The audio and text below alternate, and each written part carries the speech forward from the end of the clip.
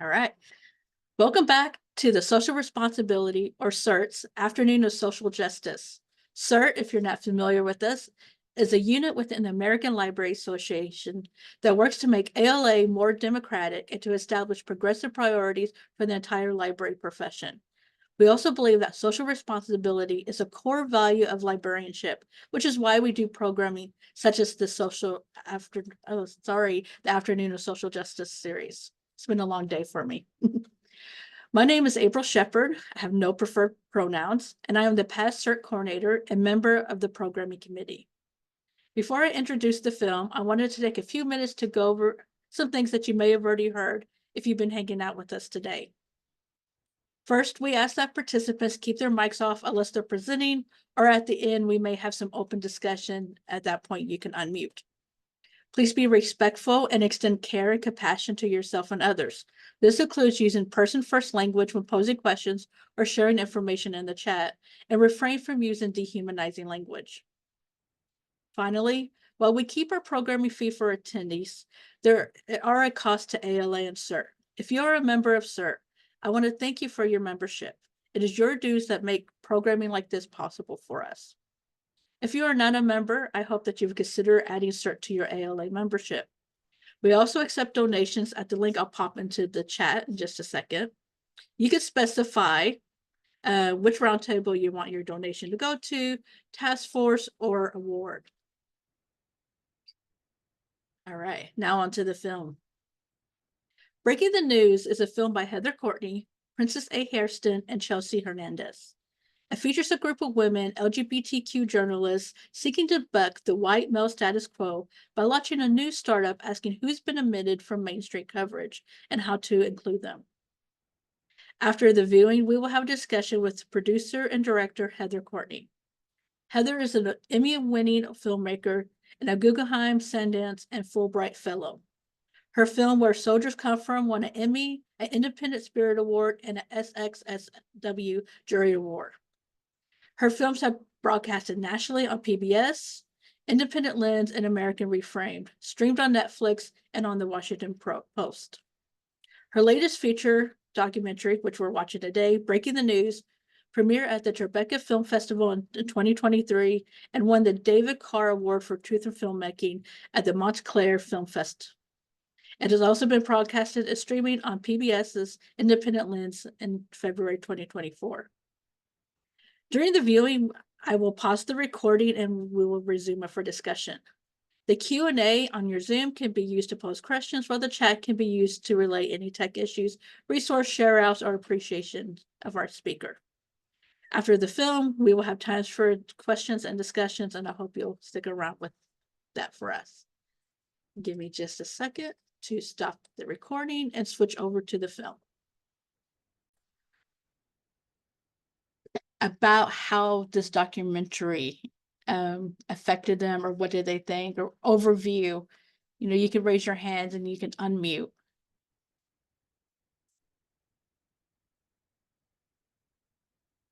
Derek. Hi, everyone. Sorry. So Derek Wilmot, I'm one of the, and my pronouns are he and him. This is the second time I've watched it. I'm also I'm co-chair for the programming committee here for Social Responsibility Roundtable. And honestly, this is it's extremely powerful. It's very, I love the candid view of it. I'm looking forward to hearing when Heather Courtney, who is one of the directors and producers, who's supposed to be here this evening or afternoon with us, depending on where we're at. So it's just exciting to be a part of this. Looking forward to hearing more about, I've got like some of the things that I'm really interested about is seeing how it evolved and the decision-making process behind some of the choices made in making the film. And you're seeing a lot in the chat right now as well. So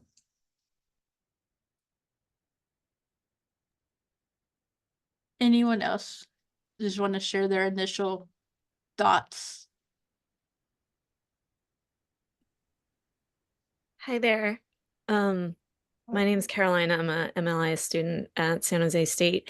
And just watching the segment about the coverage of the abortion bans brought to mind a conversation I just had recently about jury nullification.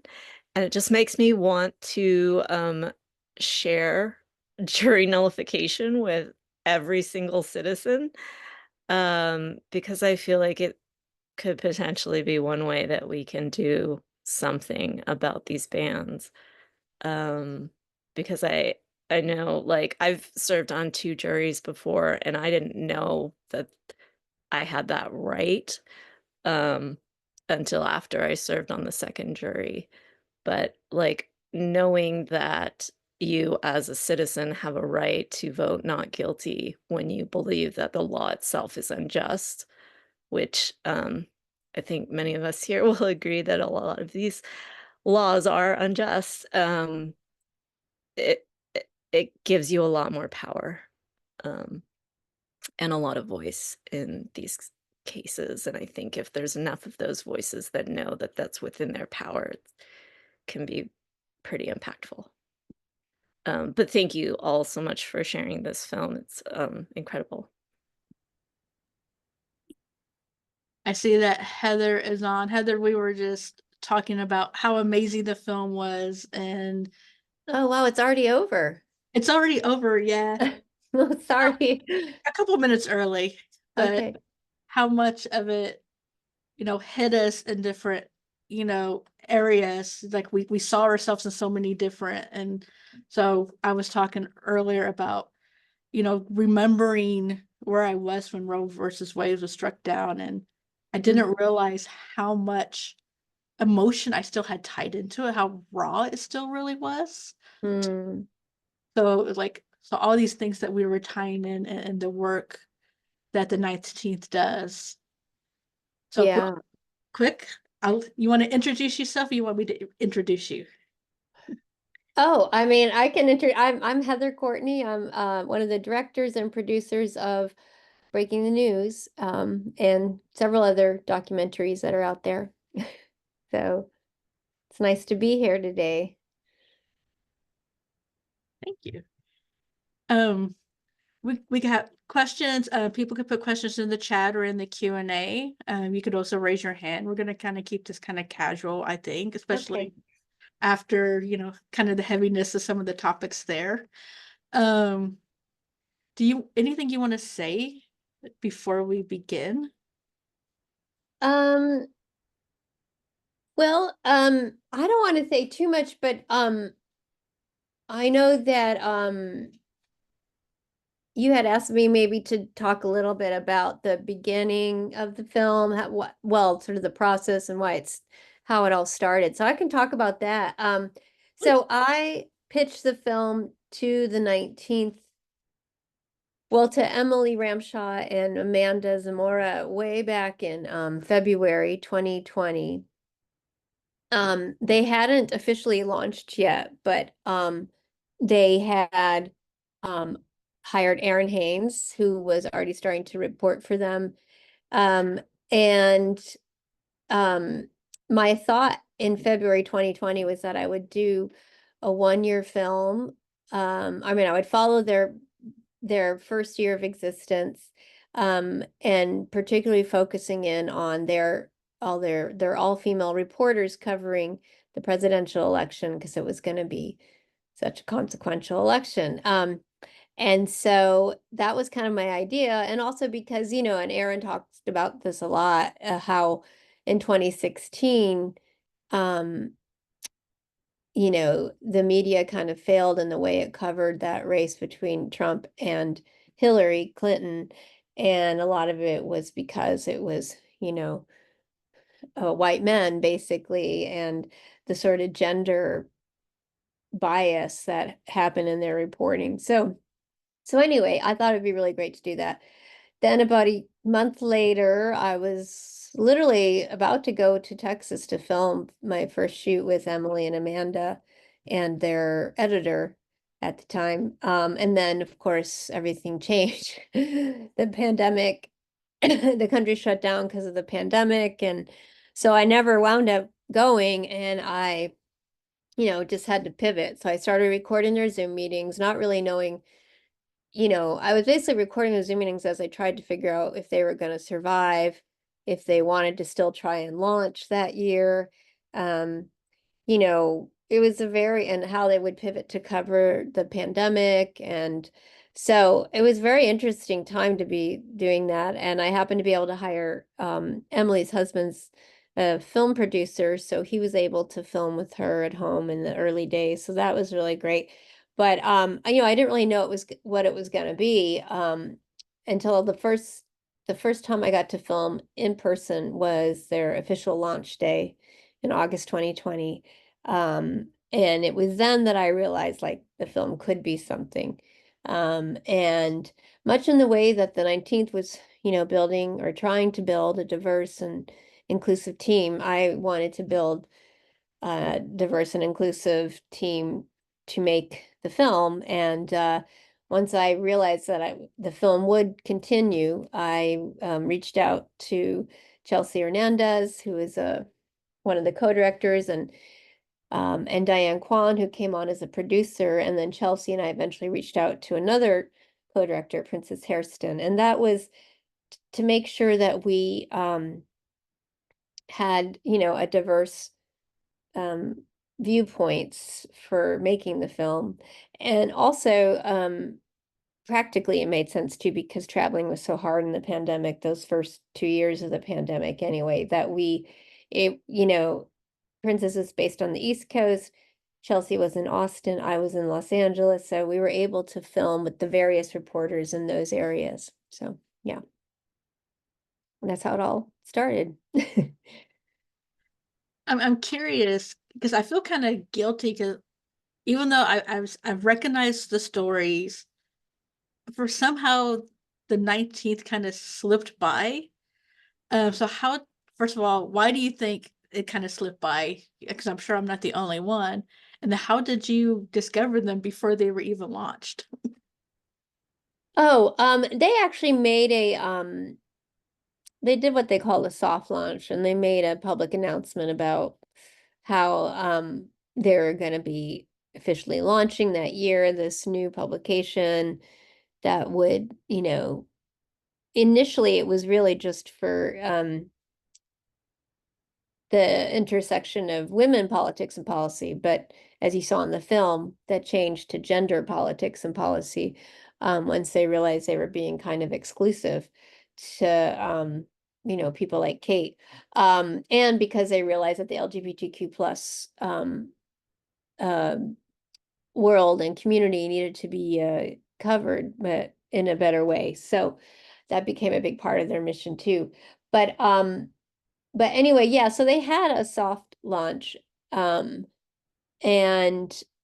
so, and I knew because Emily used to run the Texas Tribune and I used to live in Austin.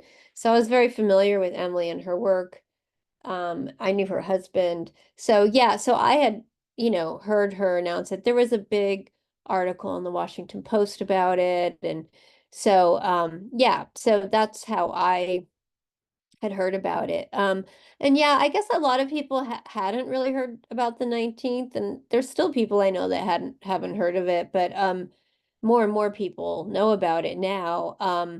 But I think that's always how it is with the startup. I mean, they were very small at the beginning. And um, you know, people tend to just read the big things or watch the cable news or something. So I just think it takes a while for people to know about you, but I mean, they've raised, I mean, at this point, I don't even know how much, but when we launched the film, it was about $60 million.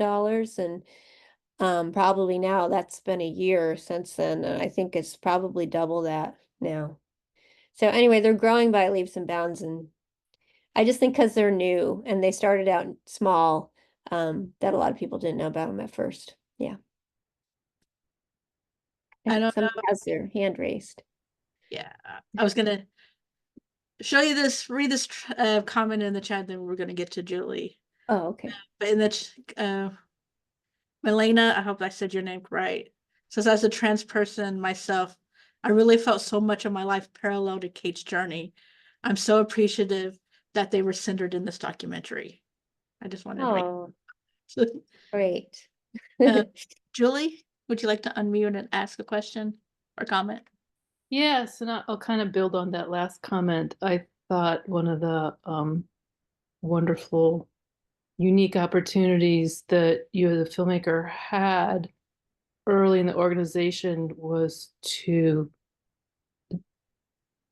follow how that group learned and grew together through these changes. I mean, we were watching real time people learning on multiple topics. The trans topics were there, but there were others of people watching, learning on camera, which is a huge vulnerability. And then that's just one major response I thought was unique and amazing because you were there early, but also like where they are now as an organization trying to implement equitable management practices, which is a whole nother thing, which I hope goes forward and the film can't catch, but. Oh yeah, the equitable management practices. Yes. Well, I mean, there is that thing at the end of the film where Amanda and Emily they made it official that they were kind of equal founders. Amanda actually has since left the organization. So I don't know if she left because she just wanted to do other things. I know she got married and I think she was sick of, I mean, they had to work so hard those first few years because it was not very many people and they were launching this huge thing. And I do know that it took a toll physically and emotionally on her and Emily. But so I don't know how that is. I do know though that what we, witnessed was not just in the management part, but when and unfortunately we weren't allowed to film any of this, but when they interviewed new candidates, like anybody could be part of the process, anybody on staff, and they all got to talk to the candidate. They all got to interview the candidate. They all decided together. So, they do have a very equitable setup in the way they run things, and in the way they operate now. And that wasn't necessarily true at the very beginning. So it's been like a really good learning process for them. And, it's a credit to Emily and the other people on the leadership team that they're able, I think it makes things take forever. Like hiring new people would take forever because they had like all these people involved. But like, they realized how important it was to be more inclusive in that regard specifically, but in other ways too. So I have to, give them a lot of credit for it might seem hard, but in the end, you have a very an organization that's very satisfied and happy and it's a strong organization for that reason. I liked what they said about like the emphasis they had on like covering issues related to people of color and LGBTQ people, even though they were primarily a women's organization. Like I loved the intersectionality of it because like too many times in the past, white women have made the mistake of erasing the perspectives of women of color and LGBTQ women. So, my applause to the women from the 19th. Yeah, no, I mean, that's something too, I think in general, like the sort of historically the feminist movement has very much been privileged white women, and that's changing or has changed already. And so I think that in the beginning, Emily and the leadership team were maybe slow to realize that, although I will say that like Emily always wanted the 19th to lift up reporters of color for sure. I think Emily was slow about the gender thing, but as you saw in the film, she started to get it, you know, thanks to Kate. But you know, Amanda Zamora says in the film as well that like she didn't want this just to be another you know, news publication for progressive white women, you know, and they worked really hard to make sure that it wasn't, not just through gender and race, but also through neurodivergent. They have several neurodivergent people on staff as well, and several disabled people. And so, yeah, they're trying really hard to be inclusive and diverse in many different ways. And yeah, they kind of went through all those changes in 2020 that we all did. You know, that was just such a crazy but amazing year in many ways, because the summer of racial reckoning. And yeah. You mentioned earlier about making sure that working on the documentary that you had diverse, you know, a diverse group. Were there other things from their leadership that you also incorporated into making of the documentary or into other work that you're doing?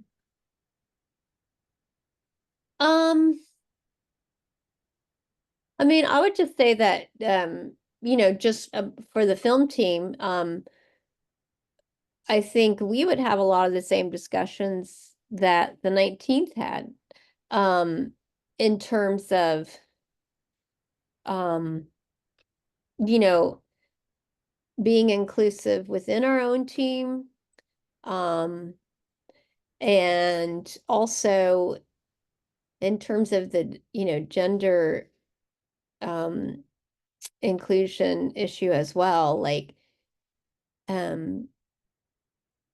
because I think there were times when, you know, I made mistakes and other people on the team made mistakes in not, you know, not using the right pronoun, and you know, so I think we would have talks about all this. We were very honest with each other. We would correct each other, and we had difficult discussions with each other as well. So I would say yes, like that those were many ways that we tried to model the 19th in being, you know, transparent and open with each other and correcting each other and discussing you know, issues that were challenges for us. Yeah.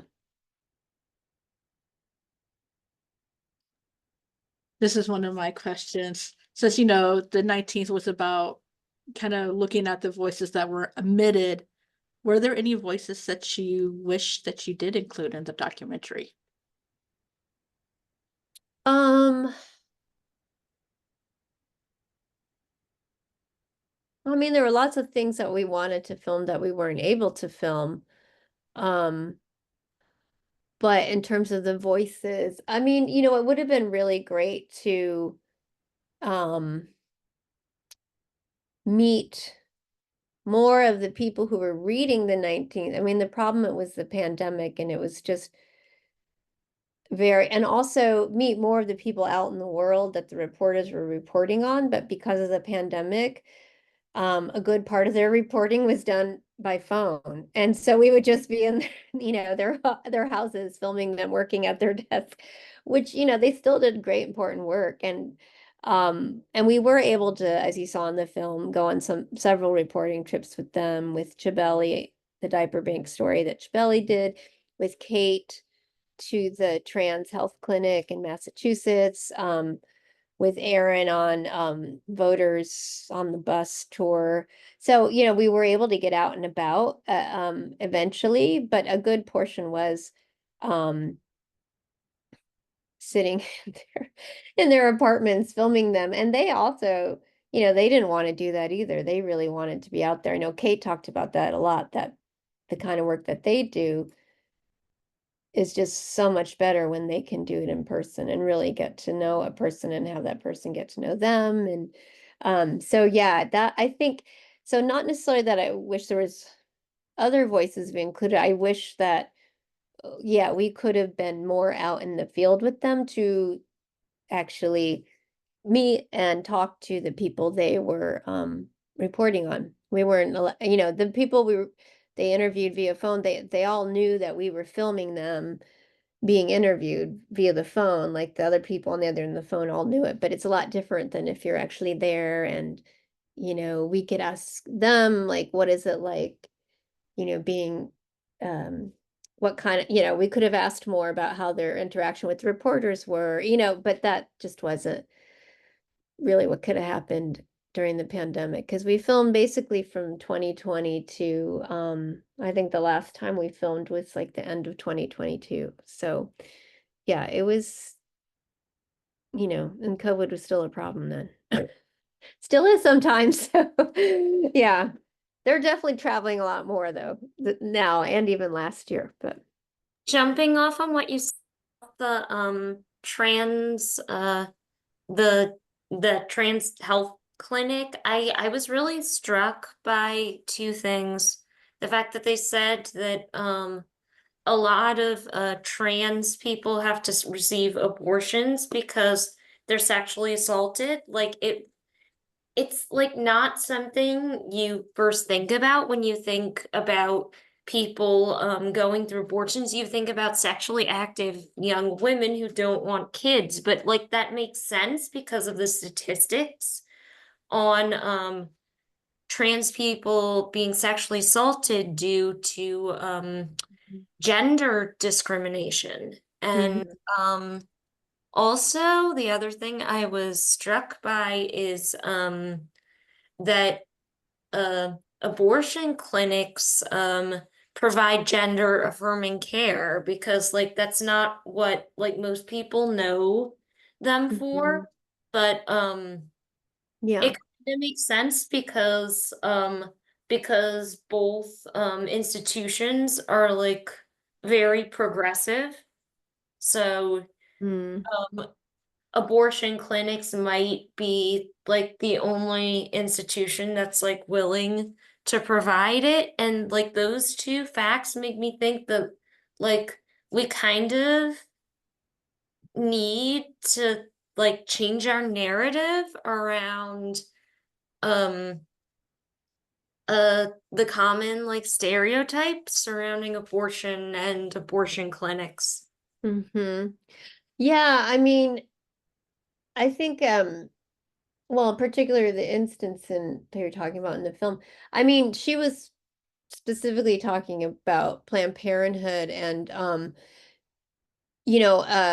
I guess so it would be more of a clinic providing reproductive care, So a lot of those clinics, yes, it would make sense that they do gender affirming care because they can offer hormones or hormone replacement and stuff like that. So I think and that's where a lot of people like the person that Kate is interviewing in the film are able to get that care, because a lot of doctors won't do it, or you have to have insurance, or and at a place like Planned Parenthood or other reproductive care place that also provides abortions, they do provide a lot of gender affirming care in that way, and it's affordable, and you pay what you can. It's kind of a what's sliding scale kind of a thing anyway. Planned Parenthood tends to be modeled that way. So yeah, it makes sense in that regard. But yeah, it's not what people think of when they think of Planned Parenthood or any other kind of reproductive health clinic. Yeah. So where should we direct people if they want to see it? I know it was streaming on PBS, but where else can people go? Oh, yes, that's a great question. We just recently launched on PBS Digital. It's streaming on Amazon Prime, and Apple TV, and I believe Comcast Xfinity. And basically it's like a very low cost rental. I think like $4.99 or something like that. Like you just go to Amazon Prime. You can go to the PBS Digital channel on Amazon Prime, or you can just put in the name of the film and it'll take you to it. And yeah, so for a very small rental fee, you can watch it again. You could have a watch party leading up to the election or something. We're trying to get people to do watch parties like that. And yeah, for a very affordable price. So yeah, that started a couple weeks ago. And it'll be there for years, 7 years at least. So that's what the contract is, like 7 years, but probably beyond. Yeah. I was thinking that was a really specific number. Okay, contract. I know for some reason that's their, I don't know, but yeah, it'll be there forever. So Oh, you mentioned launch party. That kind of goes into the next question. So have you done a lot of viewings like this? Or are there a lot of, have you had libraries or other organizations that have like showcased your work? Or are you hoping that this becomes a thing? yeah. I mean, so we have an impact producer called Red Owl, and they have been reaching out to, we've started initially focusing on journalism conferences. So we have screened at a few journalism conferences in which reporters from the 19th participated. Like Chabeli went to the what is it, Internet News Conference? No, INN, which is a online news organization, something like that, recently, and she did a panel where they showed clips of the film. Same with Kate. Kate did a panel at the IRE, which is the Investigative Reporters and Editors Conference. And Kate did a panel talking about the communities that reporters cover in an investigative way and how to take care of the communities you cover. So Kate showed some clips from the film for that. I think they showed the trans health clip. And we've had it screen at lots of other kind of more like community spaces rather than theatrical. And we also have an educational distributor. Good Docs is the name of that distributor, and they provide it to universities and schools and libraries and nonprofits around the country that would like to purchase it, either a license to the digital file to be able to do public screenings or class screenings indefinitely. Or you can also do like a shorter 14-day pass purchase through Good Docs. So yeah, so it is available and out there for special screenings as well. In the fall, we're hoping to show some screenings with student organizations at universities as kind of a more like to get people excited about voting, because it's interesting how the election in 2020, well, it was very similar until recently, but it's interesting because now that Kamala is the candidate, Erin in the 19th, as you saw, got the first interview with Kamala when Kamala was the VP candidate. So anyway, it all kind of comes full circle. So we're hoping that we can use it in that way at universities and student organizations and women's groups. We're going to hopefully do some women's and leadership kinds of screenings as well. So feel free to contact me or Red Owl. And I could just put my email in the chat here if you want to. Well, that would be helpful. Yeah. And then you can just email me if you have an idea about a screening. I'd love to hear it. And so it is available on PBS Digital and PBS Passport, looks like, right? In addition, Yeah, well, PBS Passport is if you subscribe to PBS Passport, I guess there's a monthly fee or an annual fee. I'm not sure what it is. You can watch it on pbs.org. You can stream it there. But if you don't have PBS Passport, which most people don't, then you just go to Amazon. Like I said, it's PBS Digital, but PBS Digital doesn't have a platform. They show it through Amazon or Apple TV or Comcast Xfinity. Yeah. Mm-hmm. all right, this question's from Rachel. What has been the most surprising or exciting feedback you received? So I know you won your David Carr Award for Truth, but has there been anything else that's been exciting? Oh, yeah, that was very exciting. at the Montclair Film Festival getting the David Carr Award. We're big fans of David Carr. So that was very exciting. I'm trying to think of anything other. I mean, being on, Independent Lens was very exciting. And we apparently, according to what they told us, we don't have the final numbers, but in the first month, the Independent Lens's YouTube channel, because it was broadcast on Independent Lens on PBS, but also was streamed on Independent Lens's YouTube channel. They got 500,000 views in the first 2 weeks, I believe, and that's a lot for them. So that was really exciting. They said it was a much larger number than they usually get. So that was exciting and surprising. And I don't know. I'm just trying to think of if there's anything. We haven't won any awards yet, but we'll submit to the Emmys for next year. We couldn't do it. The awards this year are for the year before, so we'll submit this year and then we'll find out next year if we get nominated or not. Emmys and Peabody and that kind of thing. But no, at this point, we're pretty much done doing film festivals and that kind of thing. So this is going back to news, and maybe this is probably just an opinion. So I have young adults, children, and I work in a university. So a lot of young people are getting their news primarily from TikTok now and other social media channels. Mm-hmm. And the problem is that the way these algorithms work is they have a tendency to exclude voices versus include voices. So how do we ensure that we're keeping these diverse stories to reach this younger audience that maybe isn't watching the news or reading the news online? I mean, yes, I think that's a really good question. That's a good question for the 19th, actually.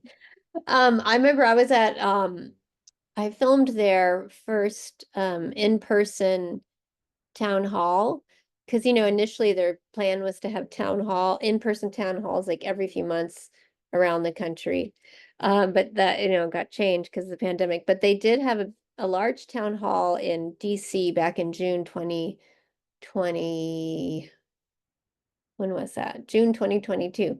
And I remember one of the people there was like, you guys need to do TikTok videos, so that you can actually reach younger people. So yeah, I mean, I don't think that's a bad idea to try and do that. I know that, that's why Independent Lens now has a YouTube channel, because they're trying to reach a younger demographic than the normal PBS. And in terms of news, yeah, I think it's something that, a lot of the reporters for the 19th are on the younger side. They're in their late 20s or 30s. And so I think that's really helpful too. And, but yes, that is a big problem to try. Social media really is, I guess, how people, whether it's TikTok or Instagram or, Facebook, or I think a lot of kids still use Snapchat. So it's kind of finding ways to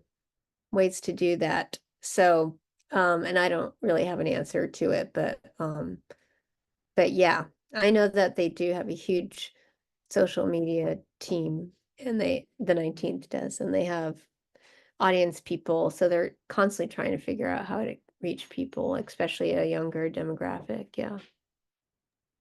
Yeah, I was kind of surprised that they didn't talk about social media or even mention it, but I know that they was did, focused but on- we just didn't have it in the film. Yeah. We were focused on the reporters, not really the behind the scenes people. Yeah. Okay, this is a comment followed by a question. I really appreciate the focus on maternal power dynamics and structures because it's such a huge part of the difficult work of anti-racist politics. It can really affect the log game of an organization if these issues are not given voice. Has anything shifted in roles or power since the making of the film? Huh. Has anything shifted where? Wait, you know what? Let me close the door here. My husband just came home, so hang on. There's some noise out there. Stand by. Okay.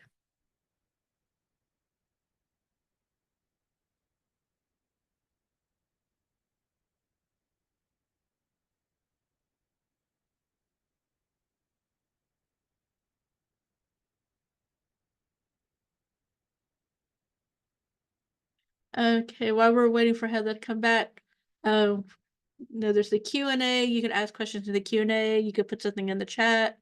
Or if you want to raise your hand or unmute, we're going to kind of keep this fairly casual. We got about 8 minutes left available for time. And if, we finish early, I want to be mindful of everyone's time. All right. Hi. Hey, welcome back. Yeah, I just closed the door and got my headphones, so yeah. So I don't have any additional on that question. Sorry, can you repeat the question? Sure. Yeah. It's a comment followed by a question.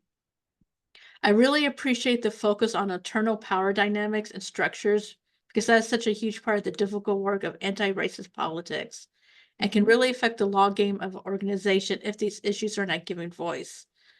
Has anything shifted in roles or power since the making of the film? I know you said Amanda left. Has anything shifted in the rows, did you say? Has anything yeah, ROLES. Oh, roles. Okay, sorry. And the roles of power at the 19th, I guess that's what the person's asking. You know what?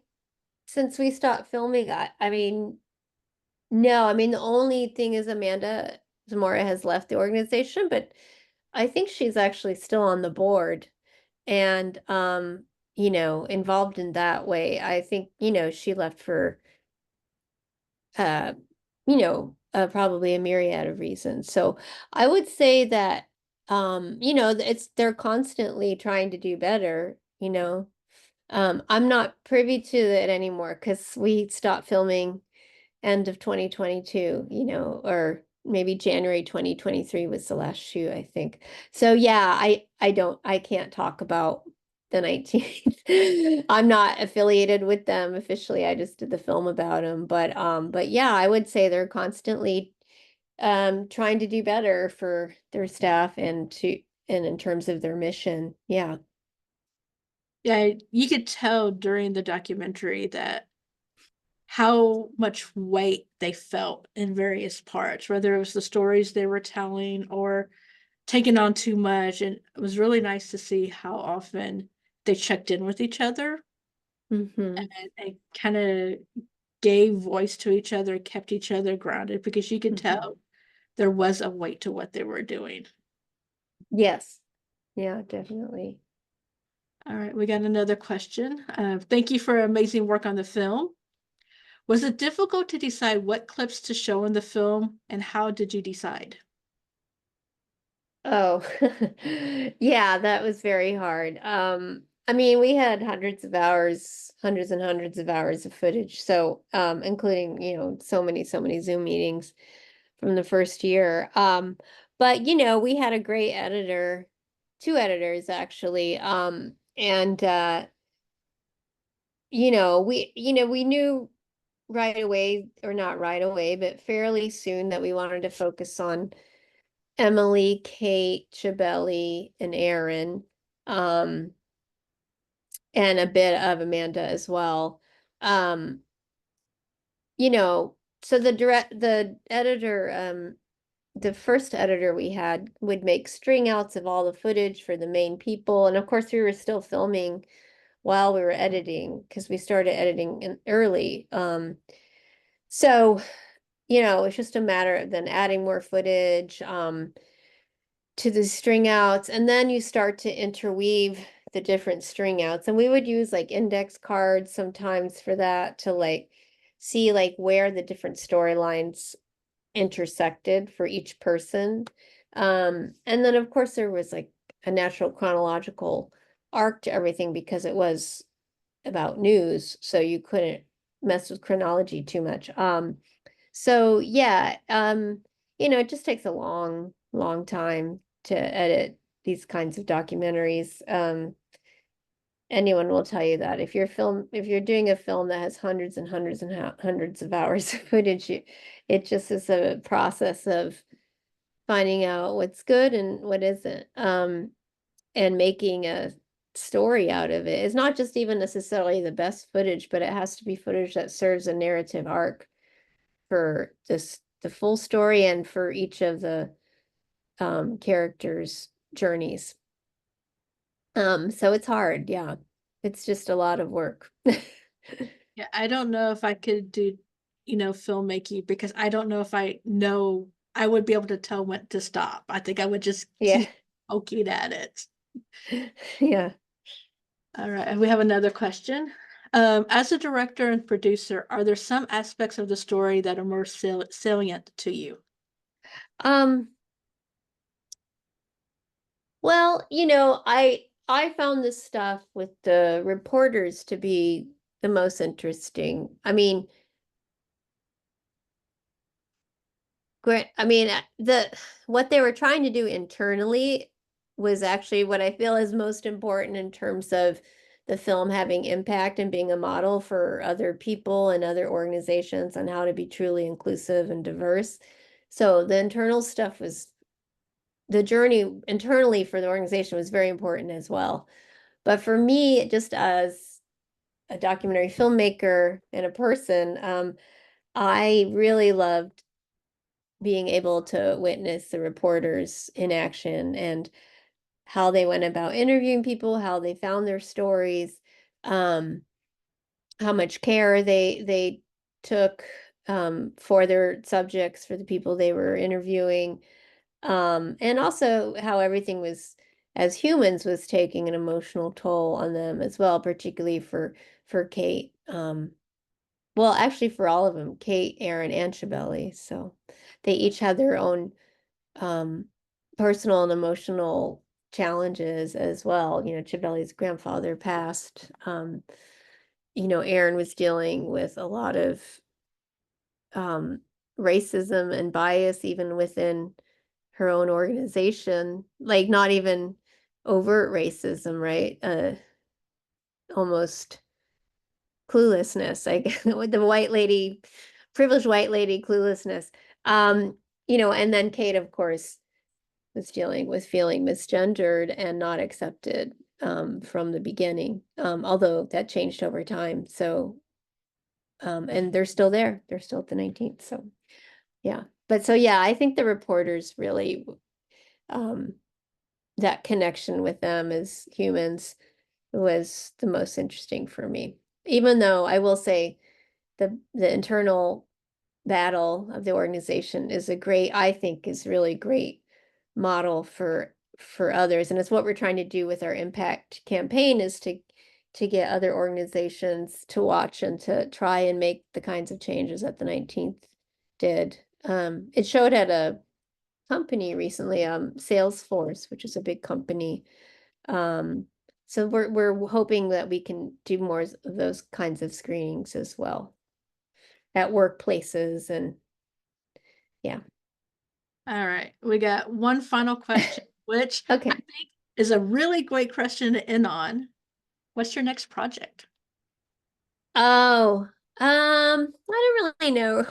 I'm exploring an idea right now. I'm going to go film something next week, but it's very early stages. So I spent the last year teaching. I taught at a nearby university here, a film class, and this summer I taught at a youth documentary kind of summer program. But yeah, next week I'm going to go film something. I'm not sure if it's going to turn into something or not. It's really hard to get funding now for documentaries, and even really to get paid work in the documentary field, because streamers aren't buying documentaries anymore, and they're not funding projects unless it's true crime or celebrity. And so they don't want to take chances anymore because they're afraid of losing money. And so it's been really hard for everybody, not just me, but almost every producer director I know is struggling right now. So I can't promise that what I'm exploring right now will turn into anything, but we'll see what happens next week if I get some good footage or not. So Well, Yeah. you do. Okay, so we are out of time. We're actually 2 minutes past. I just wanted to thank you for joining us, and Sure. it Thank was you. a great film, and please pass on to your team. It was phenomenal. Oh yeah, I definitely will. I'll tell the 19th as well that Mhm. everybody really loved seeing their stories. And yeah, if you have more questions, feel free to email me. My email's in the chat. So yeah. Thanks so much, everyone. Thank you. Okay, bye. Bye.